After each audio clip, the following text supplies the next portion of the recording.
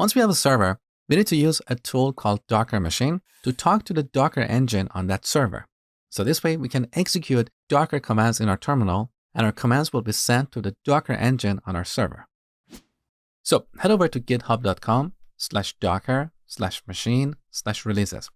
On this page, you can find the latest release. At the time of recording this lesson, it's version 0.16.2.